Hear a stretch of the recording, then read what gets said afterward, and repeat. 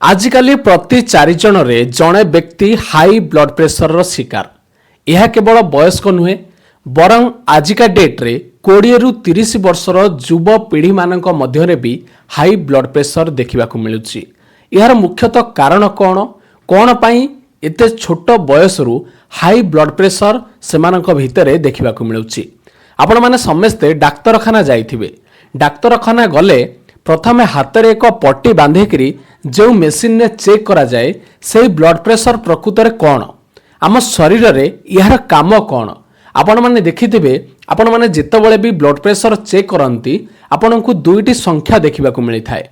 मानतु 120/80 एथिरे 120 रो माने कौन एवं 80 रो माने कौन। एथिरे 120 रो माने आपण मानक शरीर पाई क्षतिकारक ना हितकारक एवं 80 आपणक शरीर पाई हितकारक ना क्षतिकारक। आज भिडियो रे आमे संपूर्ण भावे ब्लड प्रेशर कौन, हाइपरटेंशन कौन, हाइपोटेंशन कौन ये सब विषय आज पूरा एक्सप्लेन करी जानिबा कि गोटे मनीष पाई ब्लड प्रेशर केते जरूरत होता है, ब्लड प्रेशर न रहिबा द्वारा कौन क्षति होता है, ब्लड प्रेशर लो हो गले कौन क्षति होता है, जदि गोटे मनीष शरीर में जमा ब्लड प्रेशर रहिब ही नाही मनीष शरीर में कौन सब प्रोब्लेम होता है। तेबे आज भिडियोटी आरंभ करिबा संपूर्ण ब्लड प्रेशर विषय जानिबा। आम चैनल को या पूर्व आपण माने सब्सक्राइब करके रखंतु। तेबे दर्शक बंधु ए सब विषय जानिबा पूर्व मु आपण मानकु प्रथमे कहूसी ब्लड प्रेशर कौन गोटे सरल भाषा में आपण मानकु बुझाउची ब्लड प्रेशर टा काहेकि सृष्टि होता है एवं ब्लड प्रेशर टा कौन। आपण माने भाबंतु हृदय आमर होची गोटे पंप, हार्ट आज ए पंप। आम हृदय दिन सारा पंप करी आम शरीर सबु अंग को रक्त पठे थाए।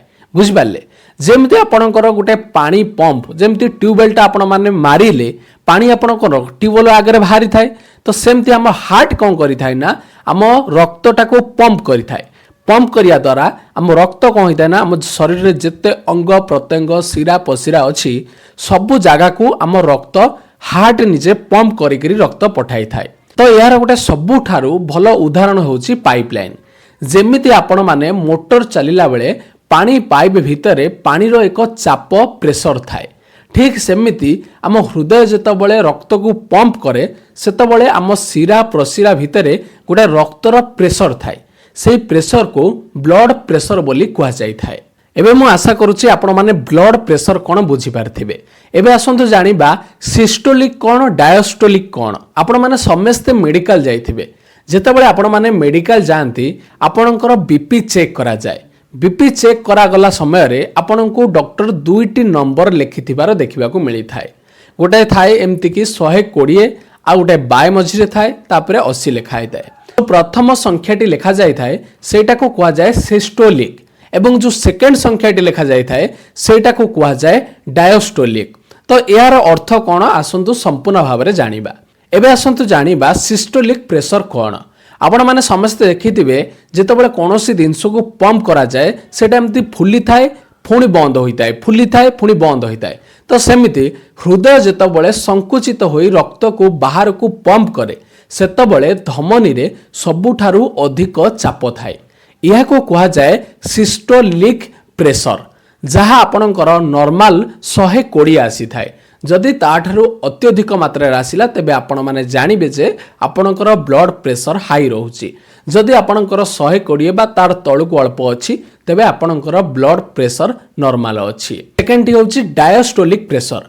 दुईटी धड़कन माने आपणकर हार्ट थरे केमति धक धक धक धक करथाय सेमति हार्ट आपणकर थरे धक धक हैला तापरे पुणी नेक्स्ट टाइम धक धक हैला। तो से मझिरे जेतेके गैप रहिला सेतबेले हृदय आराम करे एवं सेथिरे पुणी रक्त भर्ती हुए सेतबेलर चापटा को डायस्टोलिक कहा जाए। नंबर 4 शरीर पाई ब्लड प्रेशर काहेकि जरूरी। अनेक लोक भाबंती बीपी एक रोग किंतु प्रकृत रे बीपी बिना मनीष बंची पारिबो नाही। रक्तचाप जोगु ही अम्लजान पोषक तत्व आम मुंड ठारू आरंभ करी गोड़र आंगुठी पर्यंत सबु स्थान को पहुंची थाए। जदि आपणकर रक्तचाप करबा बंद हो जिवो तबे आपणकर प्रत्येक अंग प्रशिरा को कोनोसी भी पोषक तत्व जाई परिबो नाही। तबे गोटे मनीष पाई रक्तचाप बहुत ही जरूरी। एबे आसंतु जानिबा ब्लड प्रेशर केतेबेले बदली थाए। बीपी सारा दिन गोटे जगार स्थिर रही न थाए। शोइबा समय किंबा आराम करने समय बीपी बहुत मात्रा रे कम हो जाए। से आपण मैंने शुणिथे जदि आपणकर बीपी हाई रोचे तेज आपण मैंने जिते शोइबे जिते समय अधिका शोइबे आपणकर बीपी कंट्रोल को आसी थाए। आपण मैंने दौड़ुचंती व्यायाम करुचंती डरी जीवा किंबा रागी जीवा समय बीपी सामयिक भाव में बढ़ी जाए जहाँकि संपूर्ण प्राकृतिक किंतु यह सब बेले बढ़िकी रहिले ताहा धीरे धीरे रोग पलटि थाए। तेबे एबे आसंतु जानिबा हाई बीपी कौन एवं लो बीपी कौन। प्रथमे आसंतु जानिबा हाइपरटेंशन कौन। जेतेबेले धमनी उपरे चाप सब बेले अधिक रहे यह द्वारा हार्ट अटैक बा स्ट्रोक होई पारे। यहाकू हाइपरटेंशन बोली कुआ जाए। हाइपोटेंशन कौन माने लो बीपी जेतेबेले चाप बहुत कमी जाई थाए एवं मस्तिष्क को सठिक भाव में रक्त पहुँचे नहीं यह द्वारा मुंड बुलेइबा बा चेता शून्य होगा देखा जाई थाए। यहाकू साधारणतः भाव में हाइपोटेंशन बा लो बीपी कुआ जाई थाए। मु आशा करुच्ची आपण माने ब्लड प्रेशर विषय संपूर्ण भाव में जानी जाइथिबे। ब्लड प्रेशर कौन हाइपर ब्लड प्रेशर कौन हाइपोटेंशन कौन ए सब विषय ब्लड प्रेशर केमती काम करिथाए। तेबे नेक्स्ट वीडियो देखिया पाई आम चैनल को सब्सक्राइब करी रखंतु एवं आपण लास्ट टाइम पाई केबे आपणकर ब्लड प्रेशर चेकअप करथिले ता कमेंट माध्यम रे निहाती जणांतु। धन्यवाद।